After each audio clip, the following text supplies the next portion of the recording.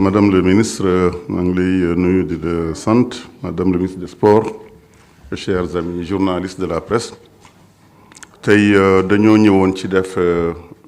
bilan ci mbirum commercialisation bi mais wax aussi ëllëg lan lañ ci nar a defaat xam ngeen ne secteur boobu ñaari ministère ñoo ko yore ñi nga xam ñoo yore production agriculture élevage ak yu mel noonu ak ñi nga xam ñun ñoo yore stockage bi ak commercialisation bi. objectif bi nga xam moom lañ njëkk am nag mooy fexe ba li nga xam ne moom la béykat yi def biir Sénégal muy gerte muy dugub muy oignon naka la ñuy fexe ba ñu mën koo jaay dans les bonnes conditions tey loolu lañ leen bëggoon wax ndax suñu ministère moom moo yore mbir moomu fexe ba lépp loo xam ne ñor na rek soit ñu transformer ko ci biir réew mi loolu moo ñu gënal suñ ko mënta transformer ñu exporter ko à l'extérieur pour que ki nga xam ne mooy béykat bi nga xam ne dafa toog ñeenti weer di liggéey mu mën a am aussi ay revenus kon li ñu njëkk a commencé tey mooy mbirum soble bi ndax gis ngeen ne depuis pratiquement ay weer yu bëree bëri ñu ngi préparer campagne soble bi préparer ci wàllu budget n'est-ce pas mais surtout préparer ci wàllu stockage daaw gis ngeen ne pour la première fois def nañu 9 mois sans importer soble 9 mois loolu nag li ko waral mooy continuer di investir ci fànn boobu waaye soo gisee ne année prochaine ñu jël ay motukaay yu bëri c'est que dañu entre temps dañoo tabax ay chambre froide yu bëree bëri yoo xam ne li ñu bëgg a def mooy dans 1 an ou 2 soble boo xam ne dañ ko produire au Sénégal ñu mën ko donc stocker ba xëy na li ci ëpp sax ñu mën ko exporter donc pour soble bi on est arrivé presque à 75% de couverture maanaam loolu la ñu def ren pour septembre ñu mën a def li nga xam lépp li nga xam ne moom moo ci waroon na am def nañ ko. ci wàllu aussi importation yi en général Sénégal mu ngi doon importer 350 000 tonnes soble waaye ren gis ngeen ne on a baissé ça presque à 180 000 tonnes kon loolu mooy wane rek que importation ba ngeen loolu nag production bu baax moo koy waral. ci wàllu carotte aussi c'est la même chose alors foofu la ñu am ndam lu rëy parce que foofu dem nañu ba fukki weer yoo xam ne Sénégal du am carotte loolu nag ni ñu koy defee xam ngeen ko mooy. protéger maanaam suñu nee ba am carotte wala pomme de terre wala dans le pays sama rôle man en tant que ministère le gouvernement day daal di jël ay mesures pour arrêter importation yi ndax loolu lay seen pays yëpp di def ci àdduna bi munoo protéger sa industrie munoo ko développer muy béykat yi muy usines yi defar ay yére defar ay dàll defar ay li ñuy lekk te protéger woo gis ngeen li xew ci yeneen réew yi muy Europe muy Amérique ku ne yaa ngi protéger say nit loolu nag moo tax ñu koy def ñun. ci wàllu pomme de terre bi foofu aussi am nañ ci ay ndam lu rëy a rëy ndax gis ngeen ne pratiquement depuis le 16 janvier tëjaat nañu le marché ren on a fermé le marché presque pendant 12 mois ci biir décembre la ñu soog a indi une petite quantité de 10 000 tonnes tëj le marché loolu son compte ça veut dire que c'est la première fois que Sénégal toog presque pendant 12 mois sans importer de la pomme de terre kon ça veut dire que ñun sécurité alimentaire bi ñuy wax parce que waxuñu autosuffisance la différence autosuffisance mooy tu consommes 1000 et tu produis 1000 nous on parle de sécurité alimentaire maanaam fexe ba 1000 yooyu ñuy consommer ñu am ko waaye teg ci yeneen 500 pour transformer yeneen 500 wala 1000 pour exporter loolu mooy c'est ce qu'on appelle la sécurité alimentaire. kon ci wàllu pomme de terre aussi même chose li ñu amoon comme problème daaw xam ngeen ko mooy ñàkk am stockage. ndax sa chambre froide soo ko fekkee ne amoo ko bu doy alors doo réussir année bii nag avec suñu partenaires yi avec ñu mel ni Swami Agri nous avons capacité boo xam ne mat na 160 000 tonnes ndax Sénégal li muy consommer ci pomme de terre c'est 150 000 tonnes la 25 000 12 000 tonnes par mois à peu près suñu demee ba biiru ki tabaski bi wala korité day doubler kon ça veut dire que aussi le pays est en train d'avancer ñu ngi avancer ci wàllu sécurité alimentaire. et ñu ngi avancé ci wàllu conditions yi pour atteindre comme mooy investir ci production bi comme ni ko Marie waxee léegi mais surtout investir ci stockage ak transformation kon ren ñu ngi ci lu tolloog 160 000 tonnes de capacité année prochaine am nañu beneen projet gis ngeen ko on l'a signé pour mën a am une production une capacité de 250 000 tonnes mu ñëw fekk si capacité yooyu foofu nag lay Sénégal daal di commencer pour la première fois à partir d'ailleurs de 2026 2027 ñu am assez de capacité pour kenn dootul jéggaani pomme de terre kenn dootul jéggaani yeneen ak yeneen ci wàllu également production bi ñu xaar bu am importance la ñu ngi def évaluation yi pour xool les statistiques mais ce qu'il faut retenir mooy le Sénégal consomme 350 000 tonnes d'oignons et 150 000 tonnes de pommes de terre loolu mooy constat yi nga xam ne le ministère de l'Industrie et du Commerce loolu la ñuy recenser. Pour la banane c'est important aussi ñu wax leen ne pour la première fois le pays a fermé les frontières pendant 3 mois. bi ñu gisee ne Tambacounda en Casamance booru Diouloulou production banane dafa commencé yokku le gouvernement a décidé que ñii dañ leen war a protéger waxtaan ak ñoom dem gis quantité yi c'était à peu près ay 25 000 tonnes la ñu mënoon protéger dans un premier temps le Sénégal a des besoins de l'ordre de 120 000 tonnes de banane bi ñu ko defee nag maintenant ñu ne dañ ko testé pendant 3 mois. En 3 mois rek li ñu livré ci ay produits mat na 9 milliards yoo xam ne dafa naroon dem bitim réew waaye dafa desal Sénégal c'est ça la politique de souveraineté économique loolu mooy quand on parle de souveraineté économique dans notre gouvernement loolu la fexe ba li nga xam ne ñoo fi nekk ñu protéger leen li nga xam ne moo waroon génn ñu fexe ba mu des ci biir réew mi et loolu dafa permettre ay création d'emploi foofu dafa permettre également kii et année prochaine alors on va faire la même chose peut-être on va passer de 3 mois à 6 mois ainsi de suite commencer ko ci wàllu maïs même chose on a aussi signé des accords pour am assez de maïs pour nos usines loolu c'était très important waaye li nga xam ne moom mooy le point le plus important mooy mbirum ceeb bi riz local bi ak le riz importé ku ne xam ne Sénégal ren dañoo def ay jéego yu bari ci wàllu naka la ñu def ba yokk achat riz local bi ren dañ ci jël ñaari mesures bu njëkk mooy ne commerçant yëpp balaa ngay mën a importer ceeb il faut nga jënd d'abord ceeb local bi parce que le riz local ci wàllu nutrition ci wàllu qualité moo gën foofu le riz brisé ku ne xam ne le riz brisé venant de l'Inde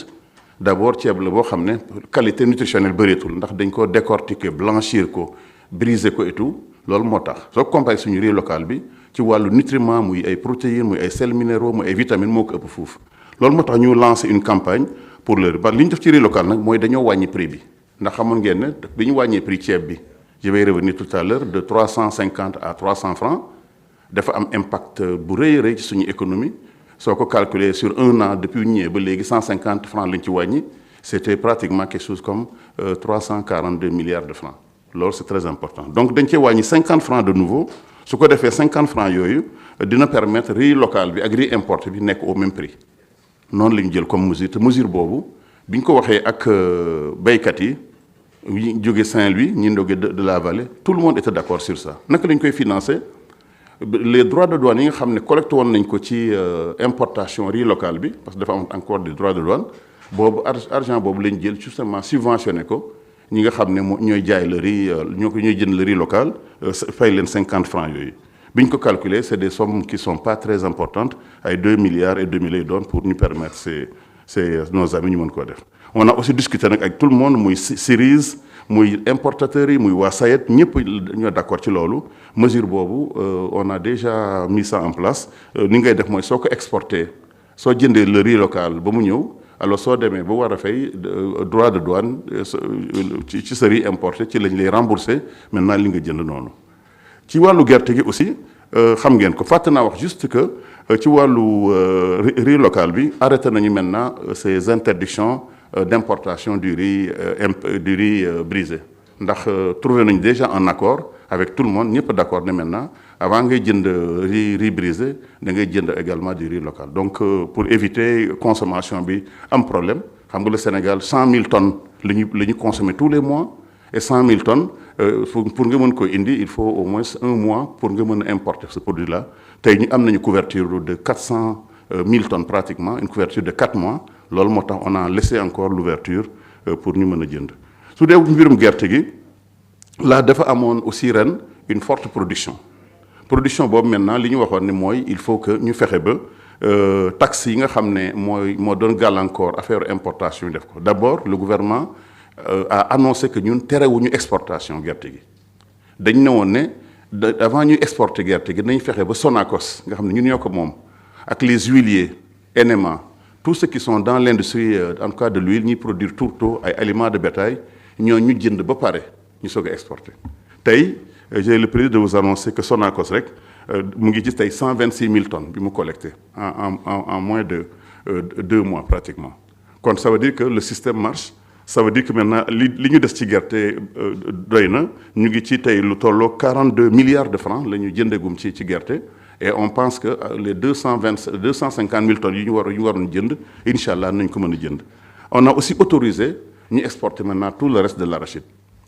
On a parlé avec l'ambassade de Chine waxtaan nañoo ñi nga xam ne ñoo nekk ci aussi commerçants yi nga xam ne ñoo ko war a importer. Association qui ñi nga xam ne ñoom ñooy exporter aussi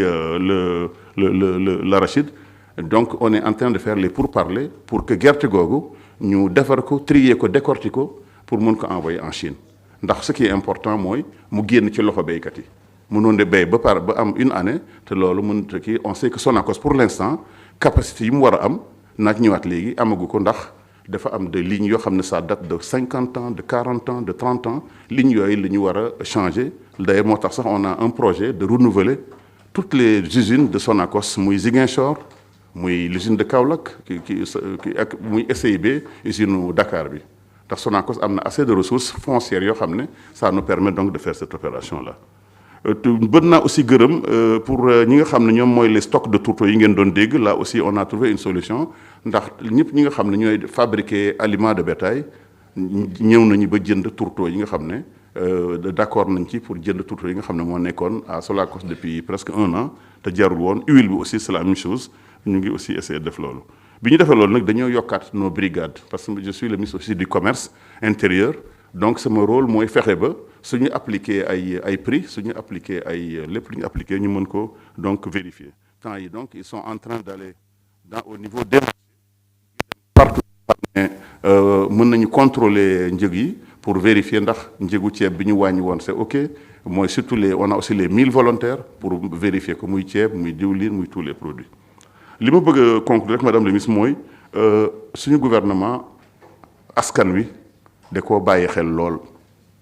ndax père de famille bi nga xam ne dafa am une famille de 4 5 10 voire même 20 personnes